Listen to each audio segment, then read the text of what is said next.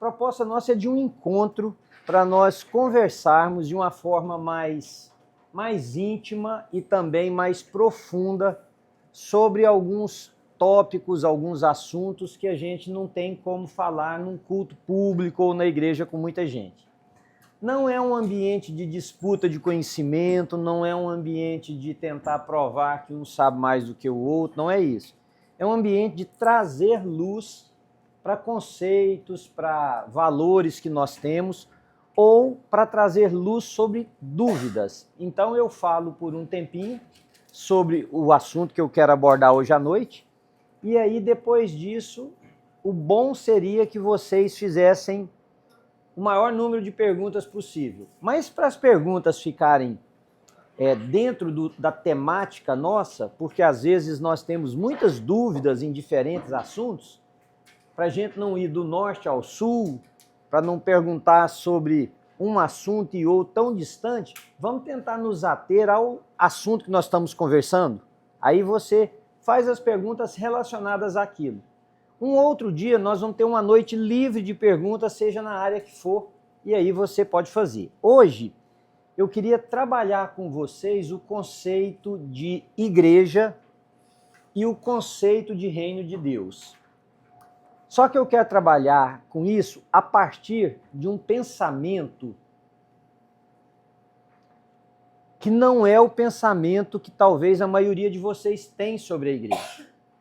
Ou seja, igreja como um local que a gente vai, onde acontece um encontro religioso. Esse é um conceito sobre igreja, que é um conceito socialmente correto, né? É um lugar que muitas pessoas vão, nós vamos num domingo, num determinado lugar, na nossa igreja, e a gente tem um encontro sobre a nossa fé. Mas, biblicamente falando, isso não é necessariamente a igreja, e nem é o conceito que eu quero abordar aqui hoje. Para isso é que eu chamei se igreja é um lugar de vida ou é um campo de concentração.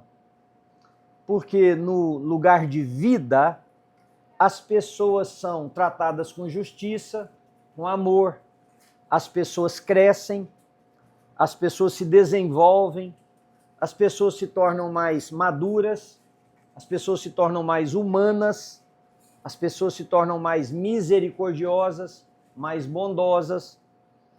A ideia do campo de concentração é aquela ideia de subtração da vida, é a ideia onde a pessoa enterrou seus sonhos ou enterrou a sua própria vida, porque a ideia do campo de concentração é de que aquelas pessoas não sairiam de lá mais. Né? Como nós sabemos, 6 milhões de judeus foram exterminados. Então, quando nós pensamos num campo de concentração, o que a gente pensa? Vem lugar de claustro, né? Lugar de prisão, vem lugar de desesperança, de angústia, de sofrimento, de dor. E tem muitas comunidades religiosas que operam assim, ou seja, as pessoas fazem parte dessas comunidades e elas são abusadas, elas são pressionadas, elas são usadas e é quase como se a vida delas não tivesse nenhum valor. Então, o nosso approach será esses dois. Para isso, eu queria convidar você, se você tem aí no seu telefone a Bíblia, abra a Bíblia aí em Mateus capítulo 9, o versículo 35, para a gente começar a pensar sobre essa temática. Mateus 9 está falando, aliás, os evangelhos é uma narrativa da vida e do ministério de Jesus. Então, se você quiser saber o que é o evangelho, ou o que são os evangelhos, os evangelhos é um compêndio literário, são vários livros que narram a vida e o ministério de Jesus. 3 deles, Mateus, Marcos e Lucas, de uma perspectiva semelhante, a gente chama de sinópticos, e João, que tem um approach, tem uma pegada completamente diferente dos outros 3. Mas os evangelhos são basicamente isso. É a introdução da vida de Jesus Cristo, do seu ministério. Então fala de como ele nasceu, quem eram os pais, qual a situação sociopolítica da época, como que foi o nascimento, o crescimento de Jesus Cristo e depois o seu ministério, a sua entrega a sua crucificação e a sua morte, né? Então, no Evangelho de Mateus, que Mateus tem uma característica muito peculiar como evangelista. O Evangelho de Mateus é uma apologia da deidade de Cristo para os judeus. Deus está mostrando que Jesus era o Messias. Por isso que o Evangelho de Mateus é o único que tem uma genealogia extensa lá no capítulo 1. Se vocês abrirem o capítulo 1, vocês vão ver fulano gerou ciclano, a mãe foi tal, vai indo até chegar em Jesus Cristo. Para quê? Para mostrar para os judeus que aquele homem chamado Jesus de Nazaré, da cidade de Nazaré, é de fato o Messias que foi profetizado lá atrás. Então, os judeus, eles, na perspectiva de Mateus, eles teriam a percepção de que Jesus era o Messias que eles esperavam. Então, no capítulo de número 9, está citando uma parte do ministério de Jesus que diz assim: Jesus ia passando por todas as cidades e povoados, ensinando nas sinagogas, pregando as boas novas do reino e curando todas as enfermidades e doenças. Nota bem o texto assim para vocês verem. Primeiro, que Jesus ia passando por todas as cidades, ele ia ensinando, pregando as boas novas. O evangelho, a palavra evangelho, euangelion, significa no grego boas novas. Então Jesus estava pregando o evangelho, as boas novas do reino, e note que o reino está com R maiúsculo, é o reino de Deus, não é o reino de nenhuma igreja, de nenhum pastor, de nenhum padre, do papa ou de quem quer que seja, curando todas as enfermidades e doenças. Essa ênfase na cura das enfermidades e das doenças é porque naquele contexto os judeus esperavam o Messias que seria o Redentor. Redentor não só no sentido da salvação, mas da libertação, do domínio opressor dos inimigos e principalmente da libertação das doenças. Vocês lembram quando João Batista, não sei como é que é o conhecimento de vocês dos evangelhos, mas João Batista, que era parente de Jesus, né? O texto que eu preguei domingo na igreja sobre Maria fala da mãe de João Batista também. João Batista manda os seus emissários, porque ele estava preso, perguntar assim: você é mesmo, né, aquele que nós esperávamos ou ainda vem outro? Aí a resposta de Jesus é muito interessante. Ele diz assim: responde para ele que os cegos veem, os coxos andam, né, os doentes, os leprosos são curados e aos pobres é anunciado o evangelho do reino. Ou seja, Jesus responde com quase essa citação: a presença do reino de Deus, guardem isso, a presença do reino de Deus transforma situações, tá? Guardem, nós vamos voltar nisso daqui a pouco. Então, baseado nesse texto, tem dois conceitos que eu queria trabalhar com vocês. O primeiro é o conceito de igreja e o segundo é o conceito de reino de Deus. Porque esses dois conceitos, eles estão muito deturpados no cristianismo moderno. A gente confunde reino de Deus com o reino da igreja local. Fica parecendo que o reino de Deus está segmentado em vários pequenos reinos. O reino da igreja que um é pastor, o reino da igreja que o outro é o bispo, o reino da igreja que o outro é o papa, enfim. Reino de Deus, conceituar para vocês reino de Deus e conceituar para vocês igreja. Então, para nós entendermos igreja, nós precisamos entender que existem duas coisas. Eu vou falar bem devagar para, se vocês me perderem, marca aí, depois vocês perguntam. Dois conceitos sobre igreja. Um que nós chamamos de igreja visível e o outro que nós chamamos de igreja invisível. Não é mágica, não é coisa. Vocês vão entender. Igreja visível o que é? É um local que nós podemos identificar. Tem ali um prédio, tem ali um povo que vai para um encontro religioso, isto é uma igreja, na nomenclatura moderna. Essa é a igreja visível. Agora, o que é a igreja invisível? A igreja invisível é o número dos filhos de Deus que estão espalhados no mundo e, para sua surpresa, alguns deles não estão na igreja. ainda. Ou talvez não estarão. Porque se nós pensarmos que hoje existem nações inteiras que as pessoas não podem proclamar a fé em Jesus, mas que se converteram, eles não estão em uma igreja, um prédio, eles não vão para o culto domingo. Então isso já cria um novo conceito em nós. Existe uma igreja que é uma instituição que tem endereço físico, que tem número jurídico do estado, do país que eles estão, que presta relatórios legais para o governo pela sua operacionalidade, mas tem uma outra igreja que a gente não vê, que é essa igreja dos filhos de Deus que estão espalhados por todos os lugares. Então tem esses dois conceitos de igreja. Mas tem também dois conceitos de reino de Deus. O conceito do reino de Deus, que é a presença de Deus em um local, e aquilo que nós achamos que é reino de Deus baseado na igreja que está ali, na igreja que é visível. Essa igreja visível nós chamamos de instituição, porque ela é institucionalizada, ela tem regras, ela tem normas, ela tem deveres para cumprir com a lei do lugar que ela está. Muita gente diz assim, a igreja institucional é o problema do cristianismo. Não necessariamente. A institucionalização, ela não é de todo ruim. Por exemplo, esse encontro nosso aqui, ele é informal? Sim, mas ele é, de certa forma, institucionalizado. Nós temos um dia marcado com essa propriedade, em que nós nos comprometemos com algum tipo de gasto para que vocês possam estar aqui. Nós temos um horário marcado para começar, não podemos vir para cá a hora que nós queremos, a hora que der vontade, e nós temos um horário de também deixar esse lugar, não é? Então tem uma certa institucionalidade nisso que nós estamos falando. A mesma forma, qualquer igreja. Primeiro nós lidamos com pessoas, né? A gente lida com crianças, nós precisamos cuidar disso. A gente lida com dinheiro que não é nosso. Então a institucionalização ela não é de toda ruim. Qual é o problema da institucionalização?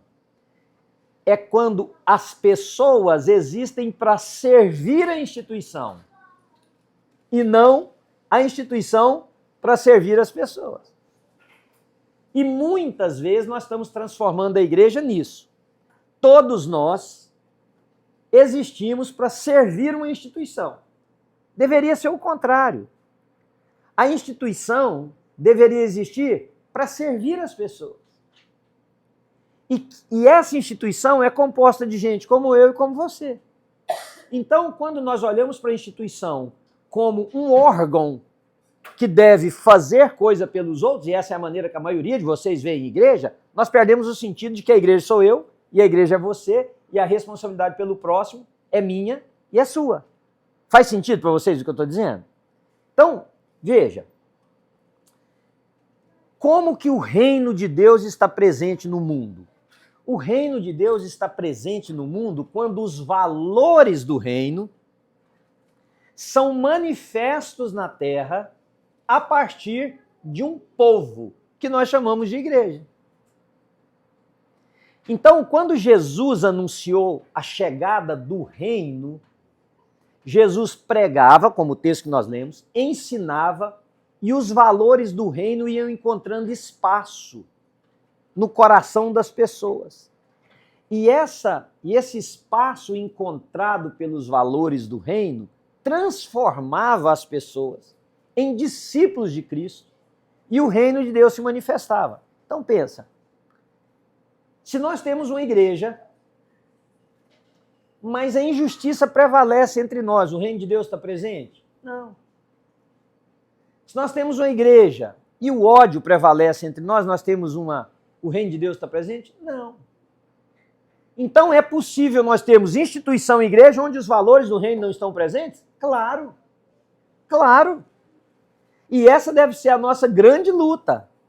Entender que a institucionalização ou a instituição não é igual, não equivale a reino de Deus. Reino de Deus é quando os valores do reino se tornam perceptíveis, vividos, experimentados a partir do povo que se encontrou com Jesus, ou seja, eu e você. O reino se manifesta quando os valores lá do reino são perceptíveis na terra a partir de pessoas como eu e você que fomos encontrados pelo Evangelho de Jesus. Aí o reino de Deus está presente. Então pensa comigo uma coisa. Se tem gente sofrendo e nós não fazemos nada, o reino de Deus está presente? Não. Não. Se tem gente passando fome e nós não fazemos nada, o reino de Deus está presente? Não. Se tem família se desintegrando e nós cruzamos os braços, não que nós sejamos responsáveis pelo não dissolvimento familiar, porque foge do nosso controle, mas se nós não fazemos nada, o reino de Deus está presente? Não. Se a igreja é um lugar que você vai no domingo, dá dinheiro, reza, faz penitência, ora, canta, levanta, sai, o reino de Deus está presente? Não. Então eu estou afirmando para vocês que é 100% possível nós aqui nesse ambiente estamos vivendo exatamente isso. Enquanto o que Deus nos chamou para fazer, e nós só fomos salvos para fazer, é dar visibilidade nos conceitos do reino, a partir de nós. Então, quando você diz assim para alguém, a responsabilidade é da igreja, o reino de Deus não está presente. Porque você é o responsável. Eu sou o responsável. E se nós estamos congregados em um local, é a responsabilidade coletiva nossa. Não é a responsabilidade do líder da igreja ou a responsabilidade de quem administra uma coisa ou outra. É nossa. Então, é o equivalente a dizer para você que se você cruza os braços e acha que o seu dinheiro em uma instituição religiosa pagou, o reino de Deus não está presente nem na sua vida e nem através de você. Por quê? A Bíblia tem várias palavras para mundo, várias, no Velho e no Novo Testamento. Palavras que na língua hebraica, na língua grega, porque para a gente fala mundo, é uma palavra só. A gente define a partir daí. Na língua grega e hebraica não é assim. A própria palavra se define. Então, por exemplo, no Novo Testamento nós temos 3 importantes. Um, que é a palavra que fala mundo, mas nós estamos falando do espaço, do universo. Tem uma outra palavra, mundo, que é isso aqui, lugar habitado.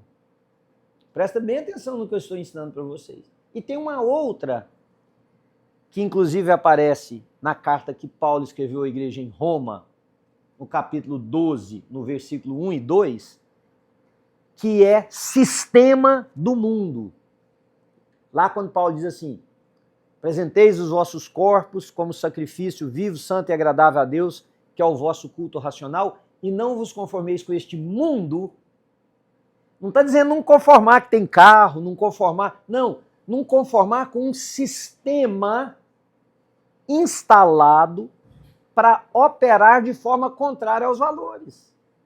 Então tem essas 3 palavras, ok? Então qual que é o papel da igreja? E agora vocês vão entender por que tem tanta igreja que vai para o gueto, que vive como se não estivesse nesse mundo, porque acha que o mundo, esse mundo, que é um sistema, afeta esse mundo habitado, e se nós queremos ser de Deus, nós temos que nos afastar de tudo que é o mundo habitado. Você quer ver uma coisa? Se falar sobre arte, escultura, pintura, teatro, em uma igreja, todo mundo vai falar, isso tem nada a ver com a gente. Isso aí é coisa da arte, nós somos da religião. Não. Se a gente falar sobre problema social, tem pessoas que vão se levantar e dizer, não, isso é problema do governo, isso é política, isso são políticas públicas. Não, é nosso.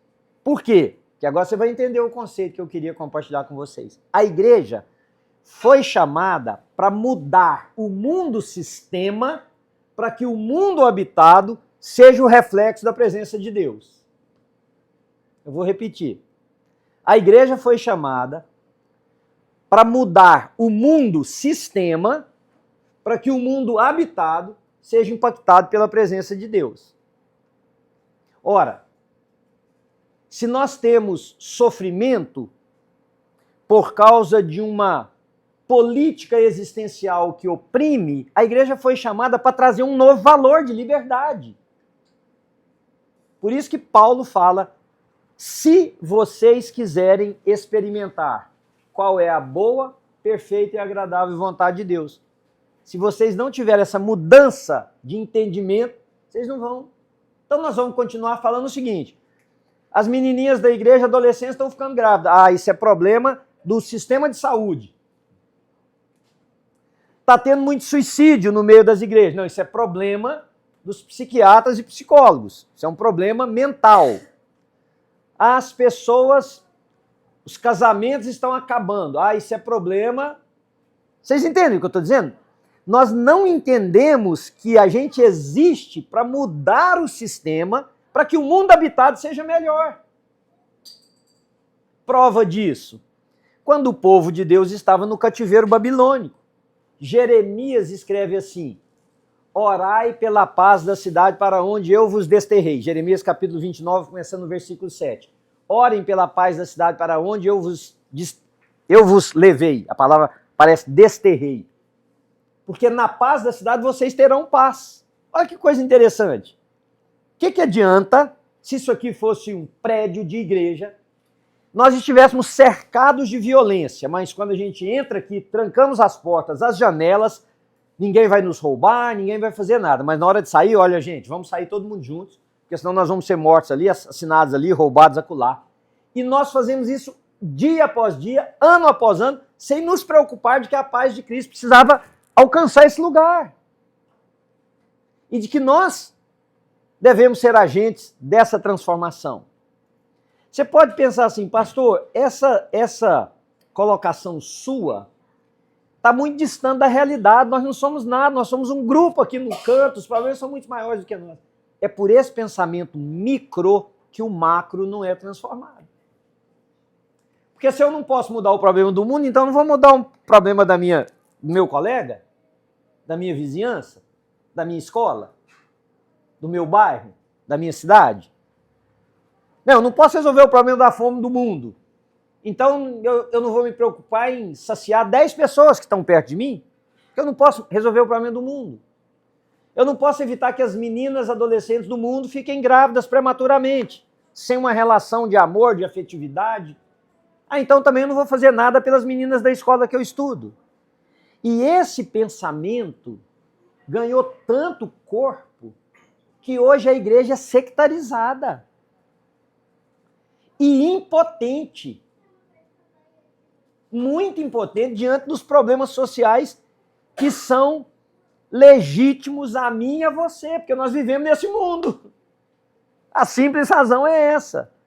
Nós não estamos vivendo num outro mundo e a gente visita esse mundo aqui de vez em quando para comer nele, para ir no restaurante nele, para, sei lá, para divertir nele. Não, é aqui. Então o que é que eu estou propondo para vocês hoje? É que vocês olhem para a sua responsabilidade como igreja. Aqueles que frequentam a igreja que eu sou pastor ali, chamada New Life, não imaginem que a responsabilidade é minha ou de uma liderança eclesiástica. A responsabilidade é nossa como seres humanos convertidos a Jesus, transformados para Ele, para darmos visibilidade nos valores do reino de Deus na terra. Que neste conceito não existe hierarquia, existe povo que ocupa funções diferentes. Entende o que eu estou dizendo? Eu repeti isso aqui para vocês. Nesse conceito não existe hierarquia. Existe povo com funções diferentes. Eu tenho uma. Você tem uma. Eu não sou o seu chefe. Eu sou seu irmão, que carrega uma responsabilidade só diferente da sua, nada mais. E que vai ter que dar conta só da dele. não da sua. Então a sua omissão pelo fato de que você diz eu tenho uma hierarquia religiosa na minha igreja, ela é antibíblica. Porque Jesus não criou uma classe clerical e um bando de gente aqui embaixo obedecendo tudo que os clérigos fazem. Não, Jesus chamou gente para viver nele e dar visibilidade nele a partir da vida de vocês. E eu provo essa tese para vocês de uma forma muito simples. Se todos nós aqui fôssemos a New Life, por exemplo, e eu vivesse uma vida íntegra, ímpar diante dos homens, mas vocês fossem tudo virado do pé à cabeça, ia adiantar alguma coisa? Essa é a prova que não é a respeito de um homem, não é a respeito de uma instituição, é a respeito de um povo. Ah, mas você tem a sua... Claro, eu tenho a minha, mas você tem a sua. Tá, mas você foi chamado para ser pastor. Sim, eu fui chamado para exercer uma função pastoral, mas você foi chamado para exercer uma função também. E a omissão da sua na prerrogativa de que eu sou pastor não cola.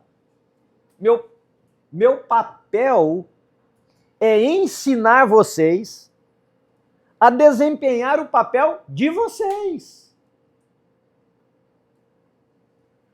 Isso está através das Escrituras Sagradas. Só que o que é que nós fizemos? E daqui 5 minutos eu paro para vocês me perguntarem. Com a institucionalização, nós pensamos assim, bom, então vamos lá, vamos criar uma empresa. Essa empresa tem um CEO, que é o pastor, tem um Board of Directors, que são, de acordo com a instituição, os presbíteros, ou diáconos, ou isso ou aquilo. E nós somos o quê? Nós somos os mantenedores dessa empresa para que eles desempenhem o papel deles em nosso nome. Olha que coisa mais demoníaca. Olha que coisa mais demoníaca. Então a gente paga um time para nos representar, para que a gente crie uma consciência de que o trabalho que nós deveríamos fazer está sendo feito, mas por outro. Então, eu preciso me preocupar com a minha caminhada com Deus, mas você não precisa com a sua? Eu preciso me preocupar com o ensino das Escrituras Sagradas, mas você não precisa? Você pode dizer, mas você foi para a faculdade para estudar para isso. Tá, mas e a sua vida com Cristo? Ela é ensino. Nunca foi nas Escrituras Sagradas determinado que alguém precisasse ter um PhD para ensinar a Bíblia. Não. Eu, com esse título, vou ensinar no meu nível. Você, com o seu, vai ensinar no seu. Com a sua vida. Então, queridos, se nós não formos capazes de mudar o sistema que opera nesse mundo, nós vamos continuar tendo boas instituições, algumas grandes, outras menores, boas instituições, mas que não dão visibilidade no reino de Deus. Porque o reino de Deus é a presença de Deus na terra, através dos seus filhos, dos quais eu sou um e vocês são os outros. E os milhares de milhares de milhares que tem pela face da terra. Então, sabe como que o valor de Deus, o reino de Deus é manifestado? Por exemplo, se uma igreja está cheia, mas as pessoas continuam avarentas, o reino de Deus não está presente. Se uma igreja está cheia, mas as pessoas continuam odiosas, o reino de Deus não está presente. E olha que classe dura, às vezes, são os cristãos, né? Eu já ouvi de gente dizer assim, eu prefiro errar com alguém que não é cristão do que com alguém que é cristão. Olha que coisa louca.